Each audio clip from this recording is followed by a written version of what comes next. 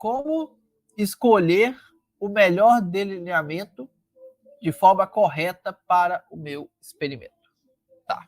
Bom, pessoal, a escolha do delineamento, a gente tem que tomar muito cuidado, porque a escolha do delineamento ela pode fazer a grande diferença ali no seu trabalho e ela tem um impacto muito grande no resultado final.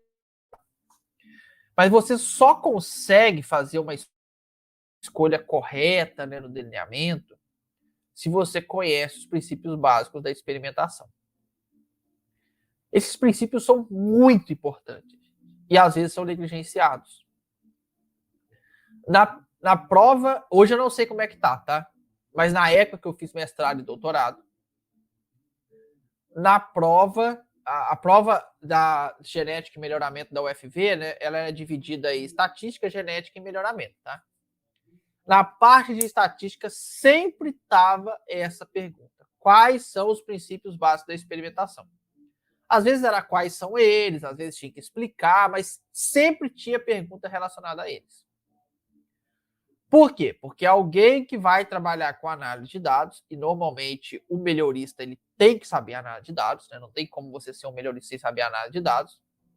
Se tem alguém aqui da área de melhoramento que está assistindo e não sabe análise de dados, olha, você está ficando para trás no mercado, tá?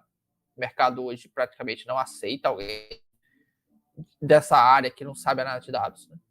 Então essa era uma pergunta comum, porque tem que saber, não tem como trabalhar com análise de dados, trabalhar com experimentação e não saber os princípios básicos, que são repetição, casualização e controle local. Esse é os conceitos básicos, né? Se a gente fazendo uma comparação aqui, né? A Bíblia lá a gente tem os 10 mandamentos, na experimentação nós temos os 3 princípios, tá? Sem esses princípios fica muito difícil trabalhar. Repetição. Todo experimento tem que ter repetição. Sem repetição não tem como calcular o erro experimental. Léo, montei experimento sem repetição. Beleza. Tem um monte de análise estatística que não tem como fazer. Não monte experimento sem repetição e venha rodar a análise de variância. Não tem como. Tá? Ah, fulano rodou para mim.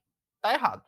Não tem como. A matemática ali da análise de variância, ela não te permite você rodar uma análise de variância sem repetição. Tá? Aí é claro que tem as pseudo-repetições, tem gente que usa local como repetição, faz algumas gambiarras e roda. Tudo bem, você pode fazer isso, mas saiba que são gambiarras, ok? Então é muito importante vocês saberem disso. Casualização. Tem que casualizar, gente. Ah, mas a minha área é homogênea. Não existe área 100% homogênea. Você pode estar dentro do laboratório, você pode ter a casa de vegetação, sempre vai ter alguma coisinha que varia um pouquinho. Então, tem que casualizar. Léo, qual a importância da casualização? Independência dos erros. Os erros das parcelas não podem ser correlacionados. Quando você casualiza, você gera essa independência dos erros. E isso, gente, é para qualquer tipo de análise.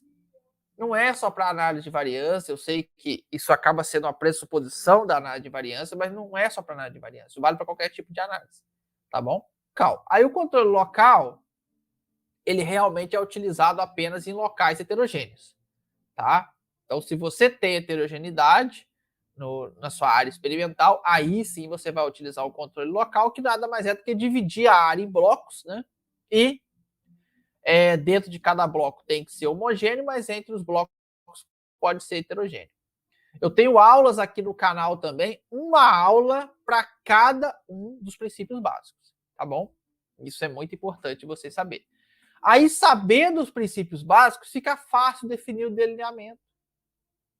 Ah, eu não preciso de controle local na minha área é homogênea. Então é DIC, meu delineamento, não tem erro. Opa, minha área é heterogênea, eu tenho que dividir em blocos. E eu consigo ter um bloco bem homogêneo. Então é DBC. Não, a minha área é tão heterogênea que eu não consigo nem fazer bloco dentro dela. Então é DQL. Simples assim.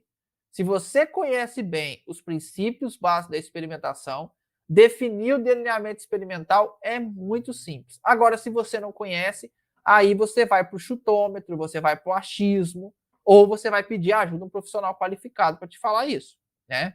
Tem muita gente oferecendo consultoria de estatística aí, de estatística não, de experimentação, né? Para resolver esse tipo de problema, que muitas vezes é dúvida do pesquisador.